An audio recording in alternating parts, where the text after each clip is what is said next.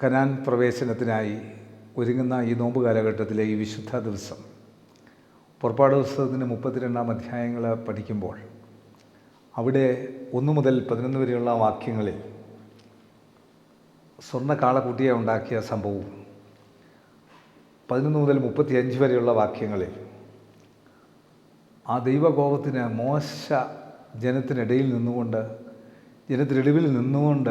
ദൈവമായിട്ടുള്ള ആ പ്രാർത്ഥനയും ജാഗരണവും ജനങ്ങളോടുമുള്ള ആ ഒരു ഇടനിലക്കാരനായ മോശ ചെയ്യുന്ന ശുശ്രൂഷകനായ മോശ ചെയ്യുന്ന ആ ദൗത്യം നമ്മൾ ഇന്ന് ചെയ്യുവാൻ നമ്മൾ പ്രാപ്തപ്പെട്ടവരാണ്.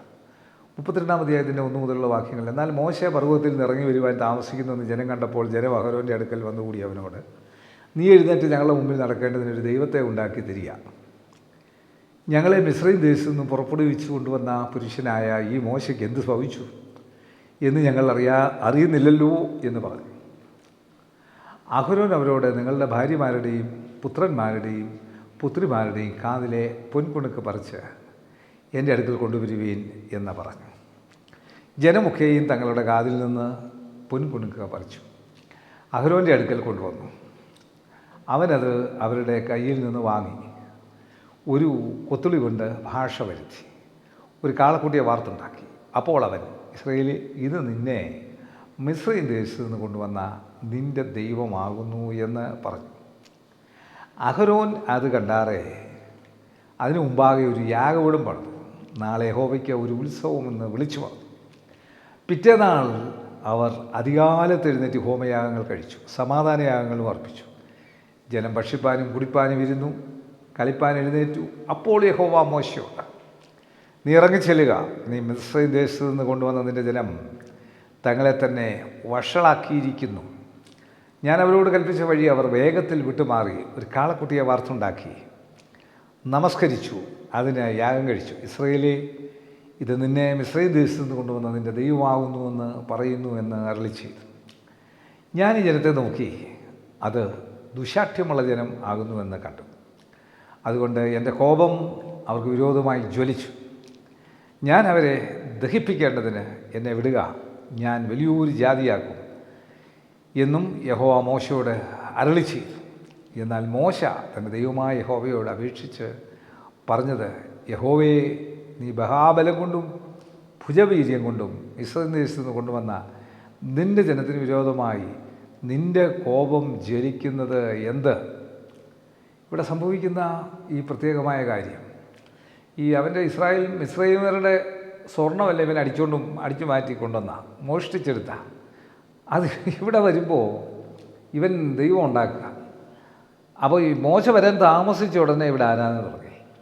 യഥാർത്ഥമായിട്ടുള്ള ദൈവത്തോട് അടുത്ത് സംസാരിച്ചുകൊണ്ടിരിക്കുന്ന മോശ വരാൻ താമസിച്ചപ്പോൾ ദൈവവുമായിട്ടുള്ള സംസർഗം വിട്ടുപോയാൽ ഇതാണ് സംഭവിക്കുന്നത്.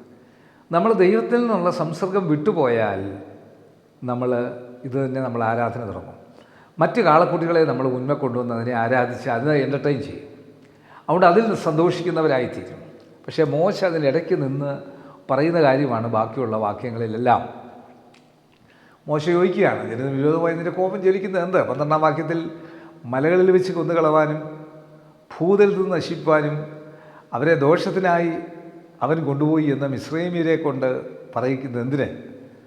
നിൻ്റെ ഉഗ്രവും വിട്ടുതിരിഞ്ഞ് നിൻ്റെ ജനത്തിന് വരുവാനുള്ള ഈ അനർത്ഥത്തെക്കുറിച്ച് അനുതപിക്കണമേ. നിൻ്റെ ദാസന്മാരായ അബ്രഹാമിനെയും ഇസഹാക്കിനെയും ഇസ്രായേലിനെയും ഓർക്കണമേ. ഞാൻ നിങ്ങളുടെ സന്തതിയെ ആകാശത്തിലെ നക്ഷത്രങ്ങളെപ്പോലെ വർദ്ധിപ്പിക്കുകയും ഞാൻ അരുളി ചെയ്ത ഈ ദേശം ഒക്കെയും നിങ്ങളുടെ സന്തതിക്ക് കൊടുക്കുകയും അവർ അതിനെ എന്നേക്കും അവകാശമാക്കി പ്രാപിക്കുകയും ചെയ്യുമെന്ന് നീ നിന്നെക്കൊണ്ട് തന്നെ അവരോട് സത്യം ചെയ്തുവല്ലോ. അപ്പോൾ യഹോവ തൻ്റെ ജനത്തിന് വരുത്തുമെന്ന് കൽപ്പിച്ച അനർത്ഥത്തെക്കുറിച്ച് അനുതപിച്ചു. മോശ തിരിഞ്ഞ് പർവ്വതത്തിൽ നിന്നിറങ്ങി. സാക്ഷ്യത്തിൻ്റെ പലക രണ്ടും അവൻ്റെ കയ്യിലുണ്ടായിരുന്നു. പലക ഇപ്പുറവും അപ്പുറവുമായി ഇരുവശത്തും എഴുതിയതായിരുന്നു. പലക ദൈവത്തിൻ്റെ പണിയും പലകയിൽ പതിഞ്ഞ എഴുത്ത് ദൈവത്തിൻ്റെ എഴുത്തുമായിരുന്നു. ജനം ആർത്തു വിളിക്കുന്ന ഘോഷം. യോശുവ കേട്ടപ്പോൾ അവൻ മോശയോട്, പാളയത്തിൽ യുദ്ധഘോഷമുണ്ട് എന്ന് പറഞ്ഞു.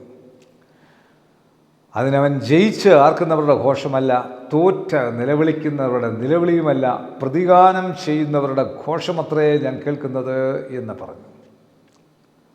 ആ മോശയുടെ സ്റ്റേറ്റ്മെൻറ്റ് ഭയങ്കരമാണ്.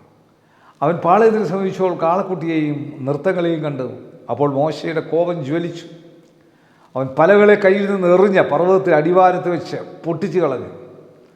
അവർ ഉണ്ടാക്കിയിരുന്ന കാളക്കുട്ടിയെ അവൻ എടുത്ത തീയിലിട്ട് ചുട്ട അരച്ച പൊടിയാക്കി വെള്ളത്തിൽ വിതറി ഇസ്രായേൽ മക്കളെ കുടിപ്പിച്ചു. മോശ അഹരോനോട്, ഈ ജനത്തിന്മേൽ ഇത്ര വലിയ പാപം വരുത്തുവാൻ അവർ നിന്നോട് എന്ത് ചെയ്തു എന്ന് ചോദിച്ചു. അതിന് അഹരോൻ പറഞ്ഞത്, യജമാൻ്റെ കോപം ജ്വലിക്കരുതേ, ഈ ജനം ദോഷത്തിലേക്ക് ചാഞ്ഞിരിക്കുന്നതെന്ന് നീ അറിയുന്നുവല്ലോ. ഞങ്ങൾക്ക് മുമ്പായി നടക്കേണ്ടതിന് ഒരു ദൈവത്തെ ഉണ്ടാക്കി തരേണം. ഞങ്ങളെ മിസ്രയീം ദേശത്തു നിന്ന് കൊണ്ടുവന്ന പുരുഷനായ ഈ മോശയ്ക്ക് എന്ത് ഭവിച്ചുവെന്ന് ഞങ്ങൾ അറിയുന്നില്ലല്ലോ എന്ന് അവർ എന്നോട് പറഞ്ഞു. ഞാൻ അവരോട്, പൊന്നുള്ളവൻ അത് പറിച്ചെടുക്കട്ടെ എന്ന് പറഞ്ഞു. അവർ അത് എൻ്റെ പക്കൽ തന്നു. ഞാനത് തീയിലിട്ടു. ഈ കാളക്കുട്ടി പുറത്തു വന്നു. അവരുടെ വിരോധികൾക്ക് മുമ്പാകെ അവർ ഹാസ്യമാകത്തക്കവണ്ണം അഹരോൻ അവരെ അഴിച്ചുവിട്ട് കളയുകയാൽ ജനം കെട്ടഴിഞ്ഞവരായി എന്ന് കണ്ടിട്ട് മോശ പാളയത്തിൻ്റെ വാതിക്കൽ നിന്നുകൊണ്ട്, യഹോവയുടെ പക്ഷത്തിൽ ഉള്ളവൻ എൻ്റെ അടുക്കൽ വരട്ടെ എന്ന് പറഞ്ഞു. എന്നാൽ ലേവ്യർ എല്ലാവരും എൻ്റെ അടുക്കൽ വന്നുകൂടി. അവനവരോട്, നിങ്ങൾ ഓരോരുത്തൻ താൻ്റെ വാൾ അരയ്ക്ക് കെട്ടി പാളയത്തിൽ കൂടി വാതിൽ തോറും കടന്ന ഓരോരുത്തൻ താൻ്റെ സഹോദരനെയും താൻ്റെ സ്നേഹിതനെയും താൻ്റെ കൂട്ടുകാരനെയും കൊന്നുകളവൻ എന്നിങ്ങനെ ഇസ്രായേലിൻ്റെ ദൈവമായ യഹോവ കൽപ്പിക്കുന്നു എന്ന് പറഞ്ഞു. ലേവ്യർ മോശ പറഞ്ഞതുപോലെ ചെയ്തു. അന്ന് ഏകദേശം 3000 പേർ വീണു. യഹോവ ഇന്ന് നിങ്ങൾക്ക് അനുഗ്രഹം നൽകേണ്ടതിന് നിങ്ങളിൽ നിന്ന് ഓരോരുത്തരും താൻ്റെ മകനും താൻ്റെ സഹോദരനും വിരോധമായി യഹോവയ്ക്ക് നിങ്ങളെ തന്നെ ഏൽപ്പിച്ചു കൊടുക്കുകയെന്ന് പറഞ്ഞു. പിറ്റേന്നാൾ മോശ, നിങ്ങളൊരു മഹാപാപം ചെയ്തിരിക്കുന്നു. ഇപ്പോൾ ഞാൻ യഹോവയുടെ അടുക്കൽ കയറി ചെല്ലും. പക്ഷേ നിങ്ങളുടെ പാപത്തിന് വേണ്ടി പ്രായശ്ചിത്തം വരുത്തുവാൻ എനിക്കിടയാവുമെന്ന് പറഞ്ഞു.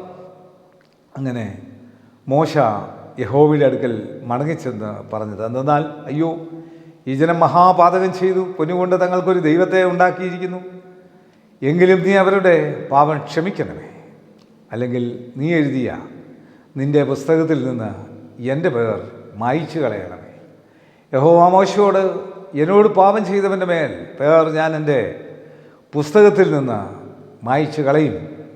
ആകയാൽ നീ പോയി ഞാൻ നിന്നോട് അരുളി ചെയ്ത ദേശത്തേക്ക് ജനത്തെ കൂട്ടിക്കൊണ്ടു പോകാം. എൻ്റെ ദൂതൻ നിൻ്റെ മുമ്പിൽ നടക്കും. എന്നാൽ എൻ്റെ സന്ദർശന ദിവസത്തിൽ ഞാൻ അവരുടെ പാപം അവരുടെ മേൽ സന്ദർശിക്കും എന്ന് അരുളി ചെയ്തു. അഹരോൻ ഉണ്ടാക്കിയ കാളക്കുട്ടിയെ ജനം ഉണ്ടാക്കിച്ചതാവുകൊണ്ട് യഹോവ അവരെ ദണ്ഡിപ്പിച്ചു. അപ്പോൾ ഇതിനകത്ത് സംഭവിക്കുന്ന കാര്യങ്ങൾ ഒരു ശുശ്രൂഷകൻ എപ്രകാരമായിരിക്കണമെന്ന് വളരെ വ്യക്തമായി ഇവിടെ പഠിപ്പിക്കുന്നു. ഞാൻ നിങ്ങൾ രാജകീയ പുരോഹിത വർഗമായിരിക്കുമ്പോൾ നമ്മൾ ദൈവസന്നിധിയിൽ ഇങ്ങനെ പല മറ്റ് അന്യദൈവ ആരാധനകളല്ല നമുക്കുള്ളത്. ദൈവത്തെ വിട്ടുള്ള സന്തോഷത്തിലേക്ക് നമ്മൾ തിരിയുമ്പോൾ അത് ശാപമാണ്. അത് വളരെ കൃത്യമായി ഇവിടെ മനസ്സിലാക്കുന്നു യഹൂദ ജനത്തിന് സംഭവിച്ചത്. എന്നാൽ മോശയുടെ അവിടുത്തെ ഒരു സ്റ്റേറ്റ്മെൻറ്റ്, കർത്താവേ, ഈ ജനത്തെ നീ ശിക്ഷിക്കുകയാണെങ്കിൽ എൻ്റെ പേർക്ക് മായിച്ചു കളഞ്ഞു. ആ ജനത്തിന് വേണ്ടി ഇടിവിൽ നിൽക്കുവാൻ ജനത്തെ സ്നേഹിക്കുന്ന മോശയെപ്പോലെയുള്ള ശുശ്രൂഷകരുണ്ടാകണം.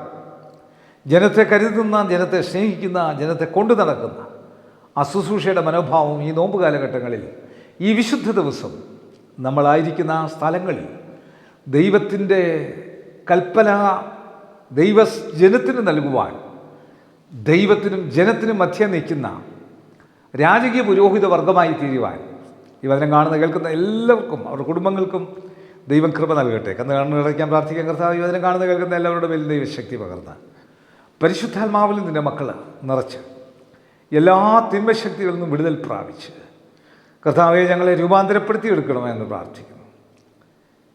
ഈ വചനം കേൾക്കുന്ന കാണുന്ന എല്ലാ കുടുംബങ്ങൾക്കും വലിയ അനുഗ്രഹവും രൂപാന്തരവും ശക്തിയും നൽകണം. യേശുവെ നന്ദി, യേശുവെ സ്തോത്രം, യേശുവെ ആരാധന, യേശുവെ മഹത്വം. ദൈവത്തിൻ്റെ കൃപയുള്ള കരുതലിലും കാവലിലും നിങ്ങളെ ഭരമേൽപ്പിക്കുന്നു. കർത്താവ് നിങ്ങളെ അനുഗ്രഹിച്ച് കാക്കട്ടെ. കർത്താവ് തന്നെ ദൈവപ്രസാദങ്ങളെ ഉയർത്തി അനുഗ്രഹിക്കുമാറാകട്ടെ. ഇങ്ങനെ പിതാവും പുത്രനും പരിശുദ്ധാത്മാവുമാകുന്ന ത്രിയേക ദൈവത്തിന് നിരന്തര സാന്നിധ്യ സഹായം അനുഗ്രഹങ്ങൾ, നന്മകൾ, വാഴുകൾ നിങ്ങളുടെ മേൽ, നിങ്ങളുടെ കുടുംബങ്ങളുടെ മേൽ, ആവശ്യങ്ങളുടെ മേൽ, കാലാവസ്ഥാനം കൂടാതെ എന്നും എന്നേക്കും ഉണ്ടായിരിക്കുമാറാകട്ടെ. ആമേൻ. God bless U.